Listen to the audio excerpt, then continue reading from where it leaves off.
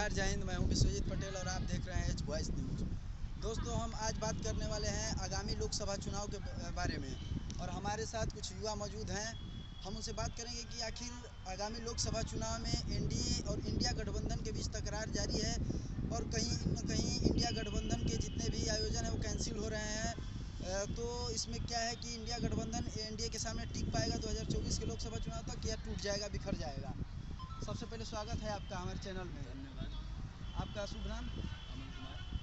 हमारे साथ अमन कुमार जी मौजूद हैं और हमारा सवाल ये है कि 2024 तक इंडिया गठबंधन टिक पाएगा इंडिया के सामने?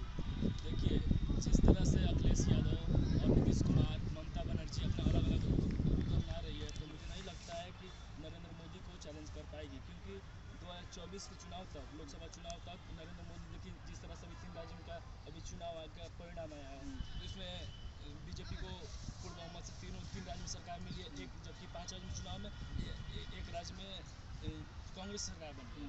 तो मुझे नहीं लगता है कि 2024 तक टिक पाएगी, क्योंकि देखिए कांग्रेस पार्टी बड़ा पार्टी है, तो चाहती है कि चारों तरफ हम ही रहे।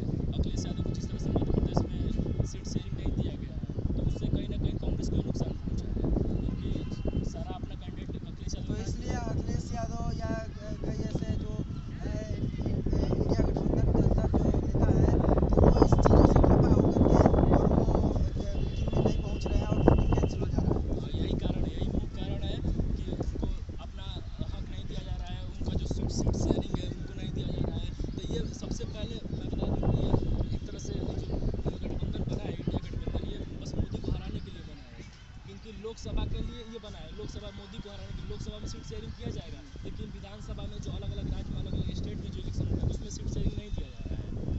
एक बड़े स्तर पे अगर चुनाव लड़ने की बात हो तब राहुल गांधी सबको एक साथ रखने की बात करते हैं, और जब एक राज्य के अंदर चुनाव होता है तो राहुल गांधी सीट शेयरिंग नहीं करते हैं। इससे खफा होकर शायद जो पार्टियां अलग हो रही हैं। हाँ बिल्कुल, यही मुख्य कारण है कि राहुल गांधी के साथ अब लोग अलग अलग अपना रुख अपनाने लगे हैं। नहीं तो राहुल गांधी जिस तरह से स्टार्टिंग में जब से मल्लिकार्जुन खड़गे यहाँ कांग्रेस पार्टी के राष्ट्रीय अध्यक्ष बने हैं, तब से लग रहा है कि कांग्रेस पार्टी उभर के 2024 में लोकसभा चुनाव में आ सकती थी, लेकिन जिस तरह से फिर बाद में अपना कांग्रेस पार्टी एक बड़ा पार्टी है, स्टार्टिंग से राष्ट्रीय पार्टी है, तो अपना सोचती है कि हम मेन दावेदार हम ही रहे हैं। ये भारत जोड़ो, इसमें राहुल गांधी को पीछे हटकर और अपने साथियों, जो साथी हैं उनके साथियों को आगे लेकर चलना चाहिए। ये विपक्ष का लगातार ईवीएम पे जो बयान आ रहा है कि विपक्ष के लोग लगातार कह रहे हैं कि ईवीएम की वजह से धांधली हो रही है, कहीं ना कहीं ईवीएम की वजह से निष्पक्ष चुनाव नहीं हो पा रहा है, और जो इलेक्ट्रॉनिक वोटिंग मशीन है इस पर हम लोग विश्वास नहीं कर सकते। जनता इस पर सवाल उठा रही है, कहीं ना कहीं जनता सवाल उठा रही है। और कहीं विकसित देशों की तरफ अगर देखा जाए तो अमेरिका में भी बैलेट पेपर से चुनाव हो रहे हैं। तो फिर ये विपक्षी पार्टियों की मांग है कि इलेक्ट्रॉनिक वोटिंग मशीन यानी ईवीएम को ख़त्म किया जाए और फिर से बैलेट पेपर की तरफ से चुनाव। तो आपको क्या लगता है कि क्या इसमें धांधली है या कोई पारदर्शिता है कि नहीं है? देखिए, इसमें तो कुछ कहा नहीं जा सकता है, लेकिन फिर भी अगर बैलेट पेपर से चुनाव हो तो अच्छा है, क्योंकि जब अमेरिका जैसा विकसित देश में बैलेट पेपर से चुनाव हो रहा है, तो उससे हमें सीखने चाहिए, क्योंकि वो विकसित देश है, उससे तो हमें एक सीखना तरफ चाहिए। हमारे और प्रधानमंत्री कर रहे हैं डिजिटल इंडिया। तो डिजिटल इंडिया कह रहे हैं, लेकिन फिर भी अब डिजिटल में तो धांधली हो जा रहा है ना, डिजिटल में ही धांधली हो रहा है। बैलेट पेपर रहेगा तो उसका साफा प्रमाण पत्र सब दिखेगा सामने, लेकिन डिजिटल मीडिया कितने विपक्ष के नेता कह रहे हैं कि ईवीएम हैक कर दिया जा रहा है, ईवीएम को हैक किया जा रहा है। और एक कांग्रेस के नेता का बयान आया था कि उन्होंने कहा कि एक विधायक हैं, नाम मुझे नहीं पता, लेकिन वो उनका बयान आया था कि वो विधायक, उनको पहले से पता था कि जीतेंगे, हम ही जीतेंगे, उनको निर्णय पहले से पता था। हाँ, तो इसमें कह सकते हैं कि आप जो ईवीएम मशीन है हैक हो जा रहा है, क्योंकि जब उनको पहले से ही पता है, जनता का बिना वोटिंग के ही पहले से ही पता है, जब ईवीएम हैक हो जाता है तो हो सकता है कि हैक हो जाता है। विपक्ष के उनको नेता ये लगता भी है कि कह हम रहे जीत हैं। जाएंगे, तो उनको लगता है कि कहीं ना कहीं पहले से कब्जा कर लिया उन पे, तो मानते हैं कि हम अपने आप को जीत जाते हैं। यानी कि कहीं ना कहीं जब तक ईवीएम रहेगा तब तक बीजेपी की सरकार बनती रहेगी और धांधली होता रहेगा और जनता के साथ निष्पक्ष तरीके से उनके साथ व्यवहार नहीं किया जाएगा। यानी कि कहीं ना कहीं आप विपक्ष नहीं, जनता सवाल कर रही है कि ईवीएम गलत है, तो ये एक अगर षड्यंत्र हो सकता है पार्टी का। हाँ, तो हो सकता है, बिल्कुल हो सकता है। तो मुझे लगता है कि एक बार बैलेट पेपर से भी चुनाव करा के देख मिर्ची लिया लगने जाए। लगती है, विपक्ष का कहना है कि मिर्ची लगने लगती है जब हम ईवीएम की बात करते हैं, तो वो बीजेपी के लोगों को क्यों मिर्ची लगती है? हाँ, तो बीजेपी के मतलब लोगों को मिर्ची लगती है, तो मुझे लगता है कि एक बार बीजेपी को ये कदम उठानी चाहिए और सामने बढ़ चढ़ कर आगे बढ़ना चाहिए। और विपक्ष जब कह रहा है और बीजेपी को लगता है कि हम चुनाव जीत जाएंगे, तो एक बार बैलेट चुनाव करके देख लीजिए। इलेक्शन कमीशन को इस पे विचार करना चाहिए या नहीं? बिल्कुल करना चाहिए। जब विपक्ष कह रहा है, विपक्ष इतना बड़ा, भारत इतना बड़ा लोकतंत्र में विपक्ष को मजबूत होना चाहिए। और जब विपक्ष ये मुद्दा उठा रहा है कि ईवीएम मशीन से नहीं बल्कि बैलेट पेपर से चुनाव हो, तो निश्चित रूप से बैलेट पेपर से चुनाव होनी चाहिए।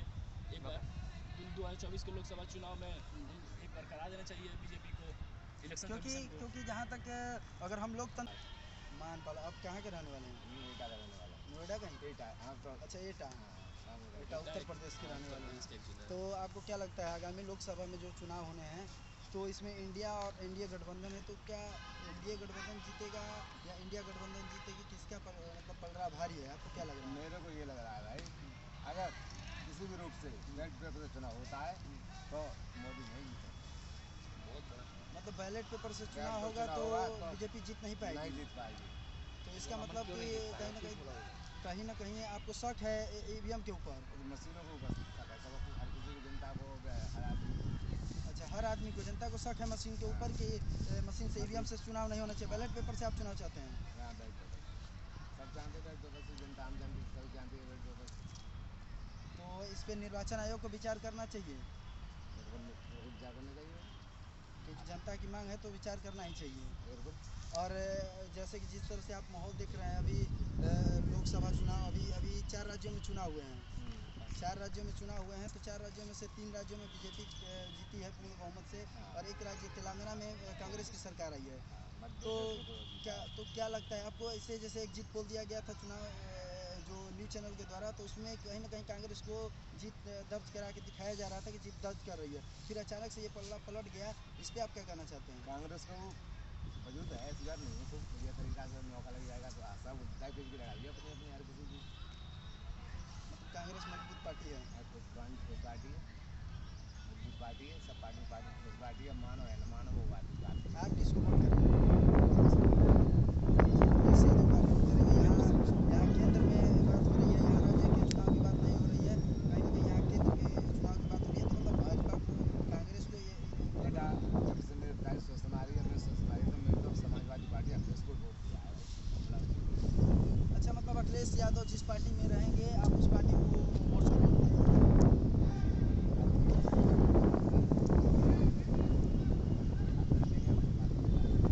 क्यों वोट देंगे आखिर, मतलब क्यों आपसे प्रभावित क्यों है, क्या किया है आपके लिए अखिलेश यादव ने? कैसे भाई हमारे क्षेत्रों को देखा अच्छी तरह से बढ़िया तरीका से, और पड़ोस का मामला है भाई, देना पड़ेगा मध्य प्रदेश। अच्छा, आपके पड़ोस से हैं इसलिए, मतलब रोजगार पे, शिक्षा जैसे ये सब मुद्दों की वजह से आप वोट नहीं करेंगे, आप बस पड़ोस की वजह से वोट कर रहे हैं? भाई पड़ोस की वजह से भाई हमारा पड़ोस का मामला। अच्छा, पड़ोस का मामला है, तो पड़ोस के मामले में आदमी ज़्यादा अपना बरतता है। अच्छा, ठीक है। आपका क्या नाम है?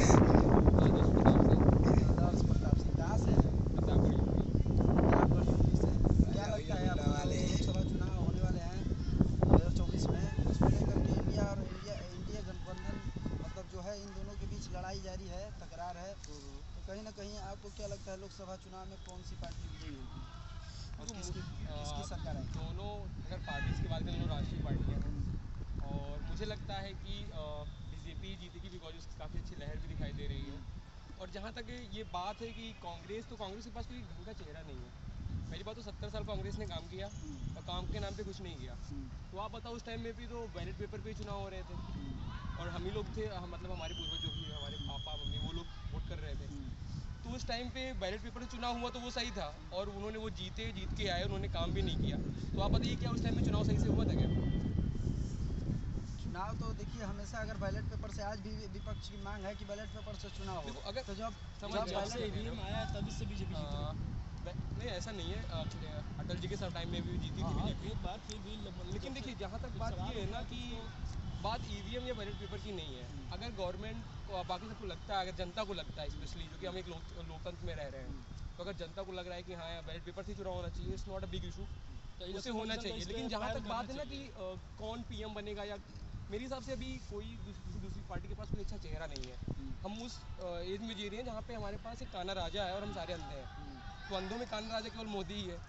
अगर आप कह रहे हो कि हाँ आप काम करोगे, आप करके दिखाओ ना, आप कुछ करो, आप प्रूव करो कि हाँ हम काम करने लायक हैं। आपका कहने का अर्थ है कि अभी इंडिया गठबंधन के पास ऐसा कोई विपक्ष में चेहरा मौजूद नहीं है जो कि प्रधानमंत्री पद का दावेदार बन बिल्कुल, सके। आप जब इंडिया काफ़ी डेवलप्ड हो चुका है, ऐसा नहीं कि हम अभी भी डेवलपिंग फेज़ में ही है, हम काफ़ी इंडस्ट्रियलाइज लेवल पे पहुंच चुके हैं। तो जब इंडिया को रिप्रेजेंट करने वाला इंसान, आप किसी को तो आप इमेजिन करोगे ना माइंड में कि हाँ ये अगर इंडिया से बाहर जाएगा या कहीं पे भी, तो हमारी इंसल्ट नहीं होगी।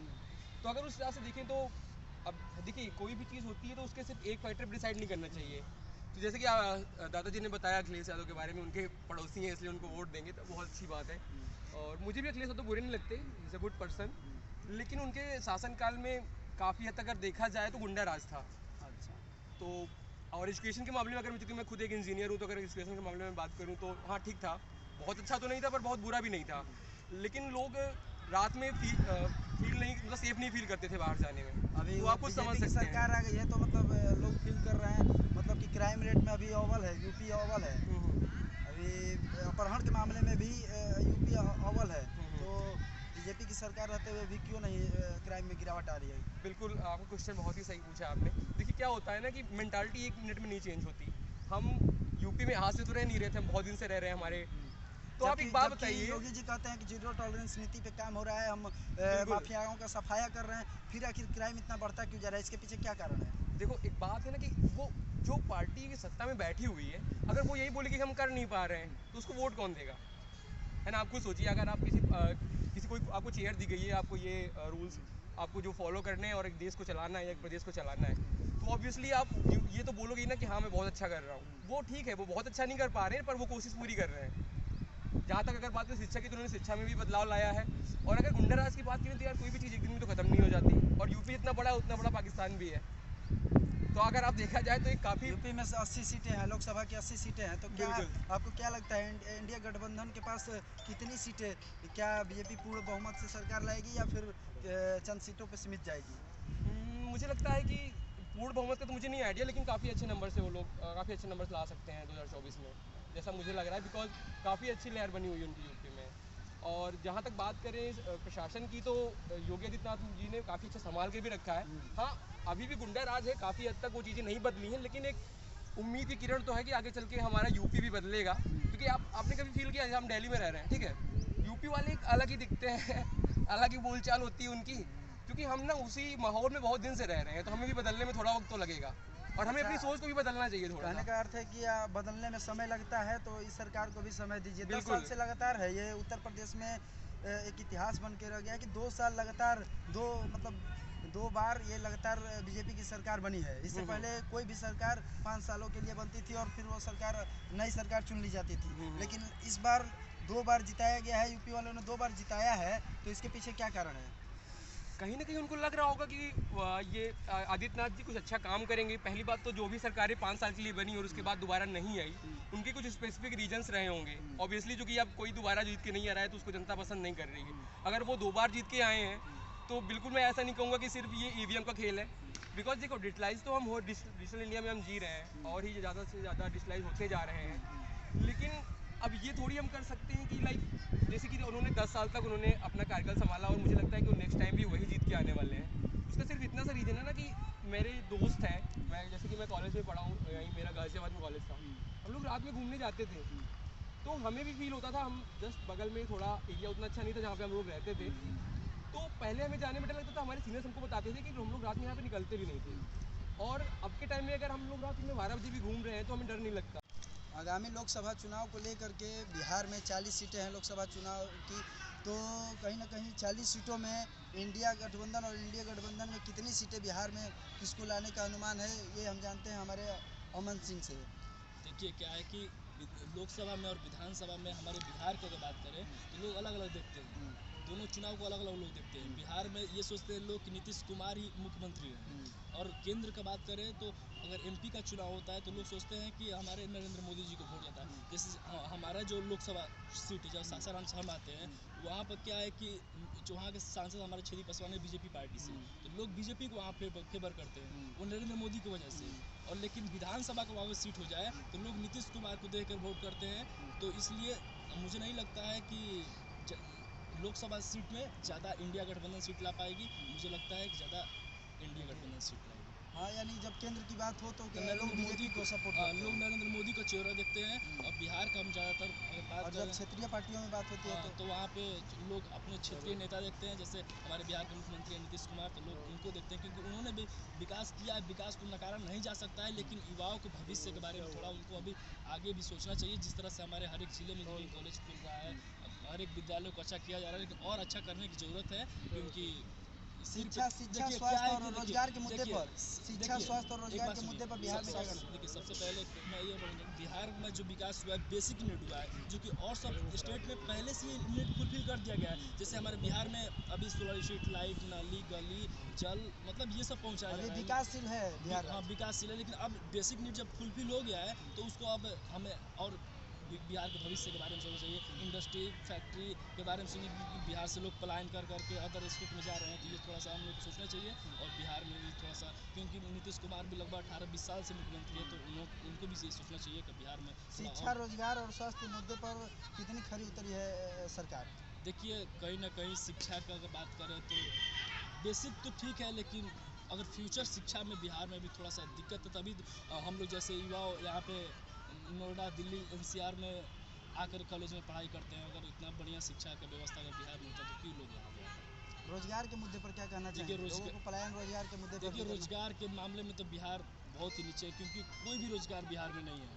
अगर मान एक यहाँ पे तो बहुत सारा चीज़ है, जैसे कॉल सेंटर वगैरह है, बहुत सारा इंडस्ट्री, फैक्ट्री है, लोग आए काम कर सकते हैं, तभी तो बिहार से लोग आके प्लान कर रहे हैं। तो इसलिए मुझे लगता है कि इंडस्ट्री, फैक्ट्री को मतलब लगाना चाहिए और बिहार में रोजगार को बढ़ाना चाहिए। पलायन को रोकना चाहिए बिहार में। बिल्कुल रोकना चाहिए।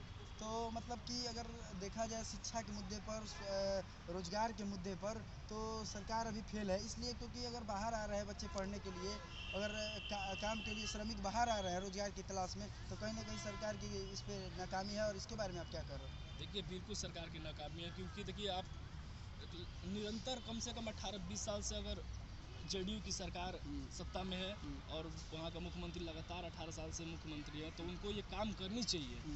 हम लोगों के, हमारे युवाओं चाहे हमारे प्रदेश के लोग बाहर जाके काम ना करें, बल्कि अपने ही प्रदेश में काम करें। तो इस पे सरकार को ध्यान देनी चाहिए। और जो बाहर आते हैं रोजगार के लिए और या शिक्षा के लिए जो बाहर आते हैं लोग, तो जैसे आप छात्र हैं, कह रहे हैं शिक्षा के लिए आप बाहर आए हैं, तो इसमें क्या कठिनाई आती है, परेशानी? आप बाहर राज्यों में पलायन करने पर देखिए क्या है कि किस तरह की इसमें मुश्किलों का सामना करना पड़ता देखिए है? मुश्किलों का सामना करना पड़ता है, क्योंकि जो हम लोग यहाँ पर पैसा देकर पढ़ते हैं, तो अगर हमारे बिहार में अच्छा कॉलेज अगर रहे तो हम लोग क्यों आएंगे यहाँ बाहर पढ़ने के लिए? अपना प्रदेश का पैसा अपने ही प्रदेश में रहे, वही तो इसलिए इससे तो बिहार के राजस्व में वृद्धि होगी। बिल्कुल बिहार के राजस्व में वृद्धि हुई, क्योंकि जो यहाँ पे हम लोग दिल्ली एनसीआर में अपना पैसा दे रहे हैं तो बिहार का पैसा है, क्योंकि हम अपना पैसा दे रहे हैं तो बिहार का पैसा है, तो कहीं ना कहीं बिहार खोखला होता जा रहा है ना इससे।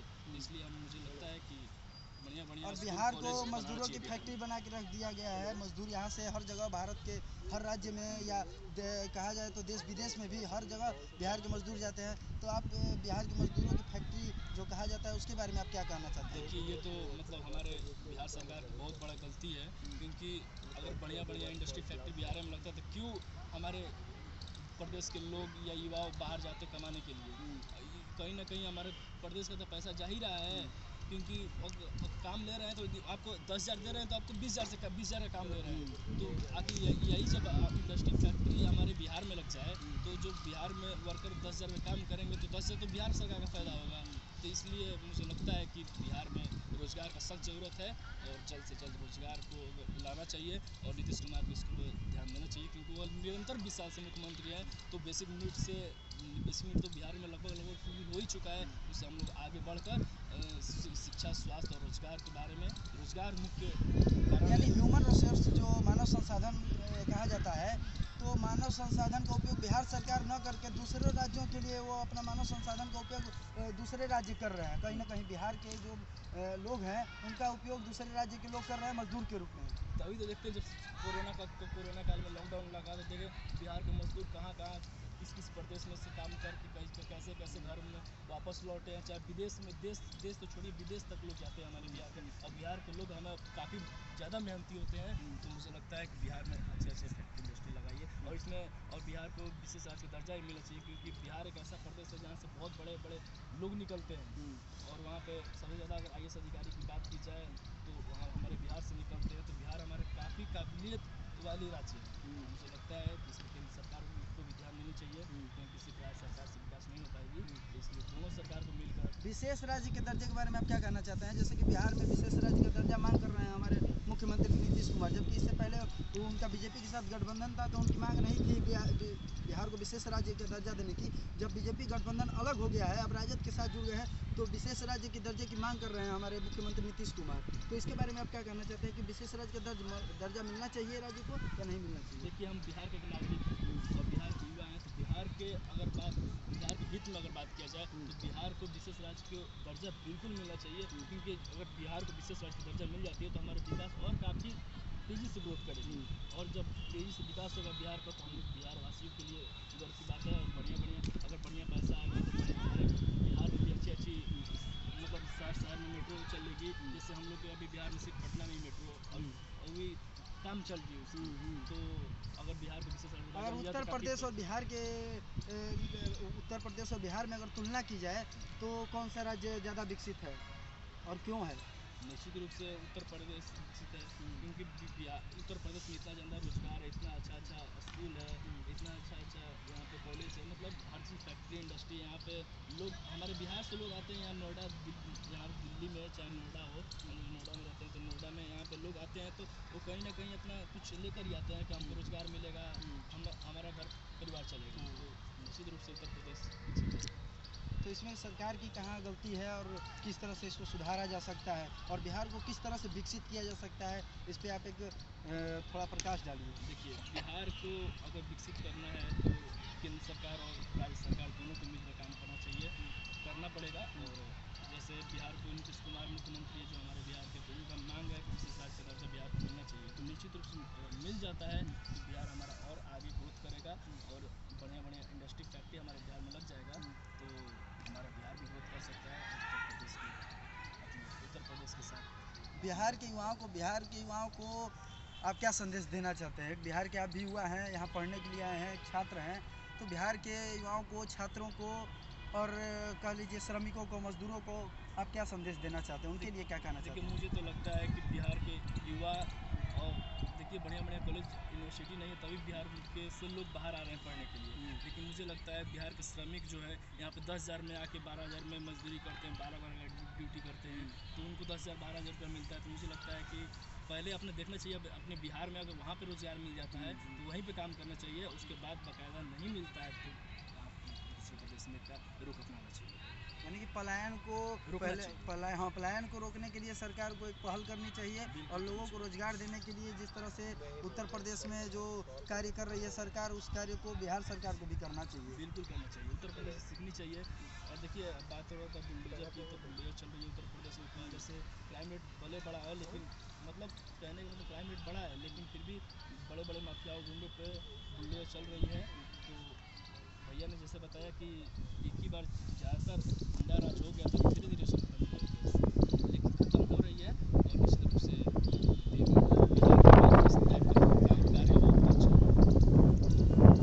वैसे काफ़ी बिहार में गुंडा राज खत्म हो चुका है जब से नीतीश कुमार का कार्यकाल आया, सुशासन लागू तो जब से लालू यादव की सरकार था उससे भी गुंडा राज था बिहार में, लेकिन अब अभी भी गठबंधन है लालू यादव के पार्टी राजद के साथ। देखिए, उनके पिताजी क्या किए नहीं किए उससे मैं नहीं लगता है, लेकिन तेजस्वी यादव जो उनके बेटे हैं जो उप मुख्यमंत्री बिहार में, उन्होंने अगर बिहार के लिए अच्छा कर सकते हैं और कर भी रहे हैं, क्योंकि देखें कि 1,20,000 नियुक्ति पत्र शिक्षक का बांटी गई है, तो कहीं ना कहीं यही पहल केंद्र सरकार ने, नरेंद्र मोदी जी भी 50,000 ये शिक्षक नियुक्ति पत्र बांटे हैं, तो बिहार से भी लोग सीखते हैं। और ये नीतीश कुमार जी हमारा 7 निश्चय योजना के तहत युवाओं को स्टूडेंट क्रेडिट कार्ड बांटने का कार्य कर रहे हैं। स्टूडेंट क्रेडिट कार्ड 4 लाख तक लोन मिल रहा है, वो देने का कार्य कर रहे हैं। इस पर आप क्या कहना चाहें, उनको लोन देना चाहिए या वही पैसा खुद से राज्य के शिक्षा के विकास के लिए कार्य करना चाहिए?